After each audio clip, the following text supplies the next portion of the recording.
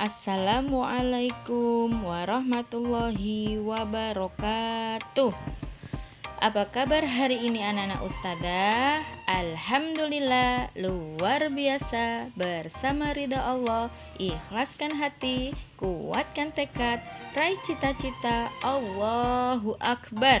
Ya, Masya Allah. Sebelum kita memasuki pembelajaran, mari bersama-sama kita berdoa kepada Allah Subhanahu wa Ta'ala agar kita semua selalu dalam lindungan Allah Subhanahu wa Ta'ala. Amin.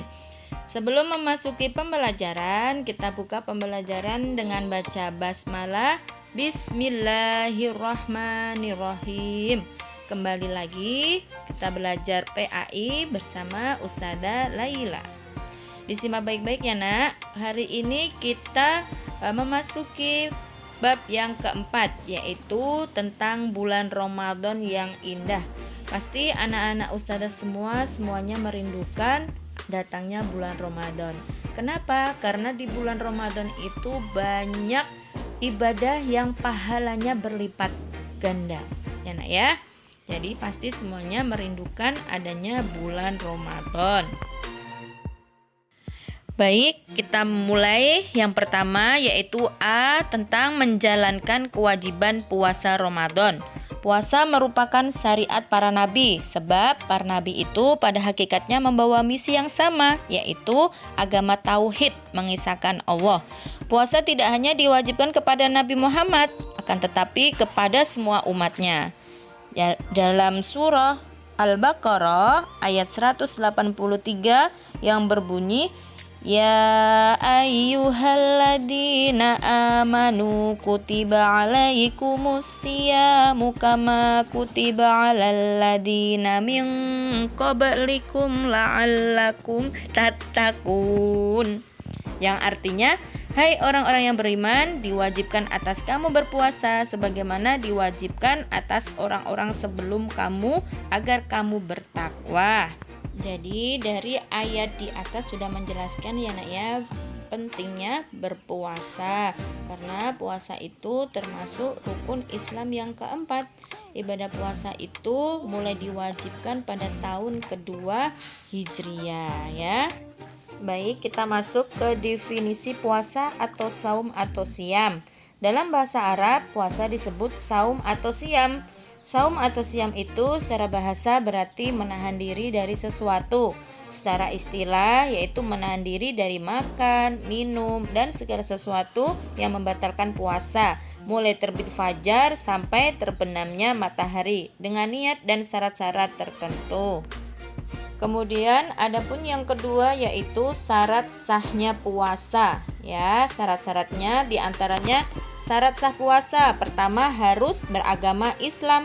Orang yang beragama selain Islam apabila berpuasa maka puasanya tidak akan diterima oleh Allah Subhanahu wa Ta'ala. Yang kedua yaitu mumayyiz atau balik, dapat membedakan yang baik dan yang buruk. Kemudian yang ketiga yaitu suci dari haid dan nifas. Yang keempat, tidak pada hari yang dilarang berpuasa, seperti hari Lebaran itu tidak boleh melakukan puasa ya nak ya. Kemudian yang B, orang yang diwajibkan berpuasa. Yang pertama tentu Islam. Yang kedua berakal sehat, orang gila tidak wajib berpuasa ya. Yang ketiga baligh. Dan yang keempat mampu melaksanakan puasa ya nak ya. Lanjut yang ketiga yaitu rukun puasa. Adapun rukun puasa adalah hal-hal yang tidak boleh ditinggalkan pada waktu menjalankan puasa. Yang pertama, niat. Nah, orang yang melakukan puasa itu harus berdasarkan niat, ya nak ya. Kemudian yang kedua, menahan diri dari semua yang membatalkan puasa dari terbit fajar sampai terbenamnya matahari atau waktu maghrib. Kemudian yang keempat yaitu sunnah-sunnah puasa. Sunnah-sunnah puasa adalah amalan yang jika dilakukan pada saat puasa akan menambah pahala. Di antaranya makan sahur. Jadi makan sahur itu termasuk sunnah ya nak ya. Dibolehkannya ketika puasa tidak makan sahur, tetapi diafdolkannya lagi boleh makan sahur supaya apa? Kita kuat lagi untuk berpuasa seharian ya. Kemudian yang B yaitu menyegerakan berbuka puasa setelah masuk waktu berbuka. Yang ketiga Yang C yaitu berbuka dengan kurma atau sesuatu yang manis ya, seperti kolak, es, cendol kah, seperti itu ya. Kemudian yang D berdoa sewaktu berbuka. Kenapa? Karena pada waktu berbuka puasa itu waktu yang mustajab untuk memanjatkan doa ya. Kemudian yang E mengakhirkan makan sahur ya nak ya. Jadi tidak perlu anak-anak bangun jam 2 supaya makannya lebih banyak makan sahurnya. Tidak seperti itu ya nak ya. Lebih baik mengakhirkan makan sahur. Kemudian yang F yaitu memperbanyak itikaf di masjid. Yang selanjutnya memperbanyak ibadah seperti membaca Al-Quran dan sholat sunnah. Dan yang terakhir memperbanyak amal kebaikan seperti sedekah, tolong menolong dalam kebaikan, membantu fakir miskin dan menyantuni anak yatim. Yang selanjutnya yaitu yang membatalkan puasa. Hal-hal yang membatalkan puasa ya nak ya. Yang pertama itu makan dan minum dengan sengaja. Itu sangat fatal ya. Kemudian nifas. Nifas itu apa? Nifas itu orang yang setelah melahirkan itu disebut nifas. Maka dia tidak boleh puasa. Kemudian yang ketiga yaitu haid. Orang yang sudah balik pasti akan haid ya nak ya.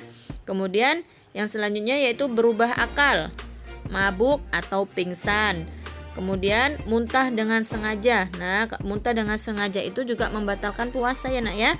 Yang terakhir yaitu murtad. Murtad itu keluar dari Islam.